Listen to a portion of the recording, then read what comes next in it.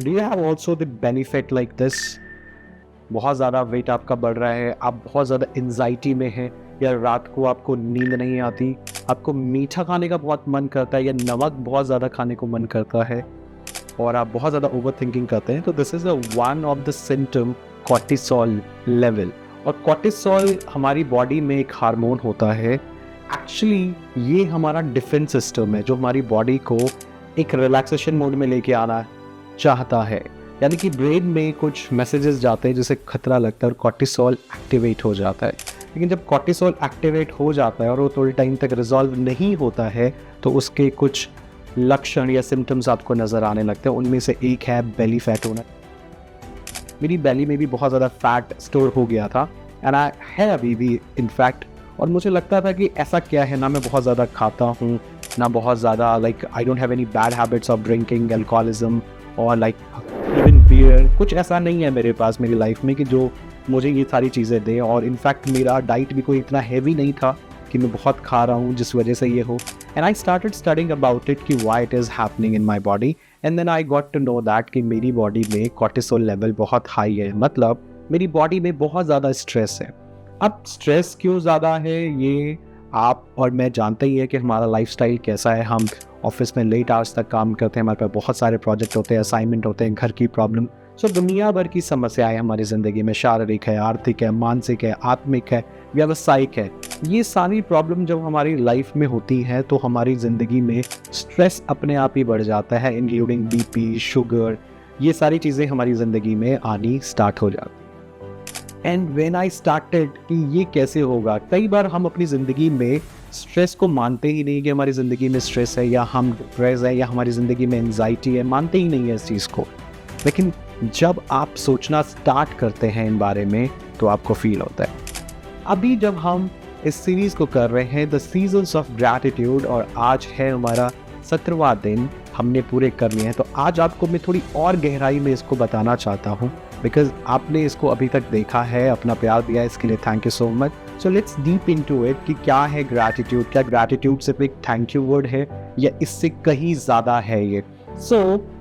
जब हम gratitude series करते हैं और आपने थैंक यू बोलना स्टार्ट कर देते हैं, सो थैंक यू किन चीज़ों के लिए बोलते हैं आप? जो आपके पास होती है, यानी कि आपका माइंडसेट चेंज होना स्टार्ट हो जाता है। आप थैंकफुल होते हैं उन चीज़ों के लिए जो आपके पास है, बजाय आप स्ट्रेस में तब होते हैं जो चीज़ें आपके पास है नहीं, आप कर नहीं पा रहे हैं, उन चीज़ों में आप बहुत ज़्यादा स्ट्रेसफुल हो जाते हैं, तो हार्मोन इंक्रीज हो जाता है।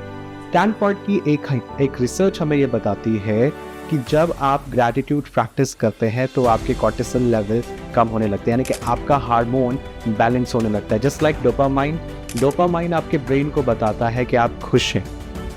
सो इसी तरीके से कॉर्टिसोल, हमारा ब्रेन फंक्शन करता है सिग्नल्स के थ्रू। इलेक्ट्रोमैग्नेटिक सिग्नल्स हमारे बॉडी में जाते हैं, हमारे पास इलेक्ट्रिक सिग्नल्स हमारे माइंड में जाते हैं, और जो सिग्नल्स हमें बताता है, क्योंकि आपका ब्रेन ये फाइंड आउट नहीं कर पाता है कि ये एक्चुअल एक्सीडेंट है या आपने लिया है। फॉर एग्जाम्पल कोई एक्सीडेंट हुआ तो आपकी बॉडी एकदम से काम करती है, आपका डिफेंस सिस्टम वहाँ पे काम करने लगता है। लेकिन कुछ ऐसी चीज़ें होती हैं जिन्हें आप खुद अपना लेते हैं। वो स्ट्रेस हो सकता है, लेकिन आपकी बॉडी वैसे ही फंक्शन कर रही है, उसको नहीं डिफरेंस पता, आपके ब्रेन को नहीं डिफरेंस पता ये क्या है। और ऐसे में आपका जो कॉर्टिसोल हार्मोन है वो एक डिफेंस मैकेनिज्म की तरीके से काम करने लगता है। हम कॉर्टिसोल और बाकी के सारे हार्मोन के ऊपर फ्यूचर में एक बहुत डिटेल्ड वीडियो बनाना चाहता हूँ। अगर आप उसको जानना चाहते हैं तो मुझे कमेंट करिएगा, मुझे डीएम करिएगा, मैं ज़रूर बताऊंगा आपको, और आगे हम उसमें डिटेल में काम करेंगे। उसमें से काफ़ी सारी प्रॉब्लम्स हो सकती है, नींद नहीं आना, आपको बहुत ज़्यादा एंजाइटी होती है, डिप्रेशन होता है, आपका बीपी बढ़ रहा है, आपका शुगर लेवल बढ़ रहा है, आपका बेली फैट स्टोर हो रहा है, वो कन्वर्ट नहीं हो पा रहा है। इनमें से कई सारे हम हार्मोन्स की या फीमेल्स के अंदर पीसीओएस का प्रॉब्लम हो सकता है, पीसीओडी का प्रॉब्लम हो सकता है, वो कहीं ना कहीं एक हार्मोनल है। इसका मतलब ग्रैटिट्यूड जब आप प्रैक्टिस करते हैं, आप थैंकफुल होते हैं उन चीज़ों के लिए जो आपके पास है, और आपका माइंड रिलैक्स मोड में आ जाता है। Now there is a difference between positive thinking, motivation and gratitude based में।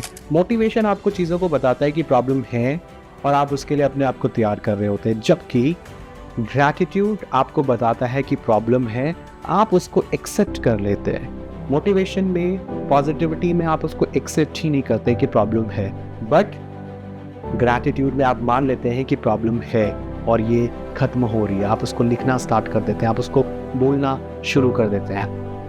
मैंने लिंक में आपको स्टैनफोर्ड की एक रिसर्च दी है, आप उसको देखिए कि किन 6 तरीक़ों से आपकी लाइफ चेंज हो सकती है। When you started writing these all 6, मैंने यहाँ कैप्शन में वो आपको 6 पॉइंट्स मेंशन करे हुए हैं, आप उनको देखिए, उनको लिखना स्टार्ट करिए। और रिसर्च हुई है बाकायदा नर्सेस के ऊपर अमेरिका में कि जिन नर्सेज ने ग्रैटिट्यूड प्रैक्टिस किया उनमें 9% उनकी लाइफ ज़्यादा थी कंपैरेटिव टू उनकी जिन्होंने ग्रैटिट्यूड प्रैक्टिस नहीं किया। और ये सारी नर्सेस वो थी जिनकी एज बहुत ज़्यादा एज थी।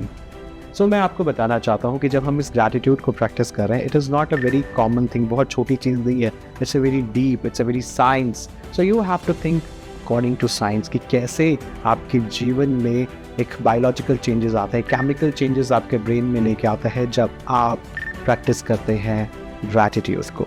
सो बनिए रहिए मेरे साथ में, don't forget to like, subscribe, follow my channel because there is something big I am going to do only for you. Just DM me what exactly you want. Thank you so much.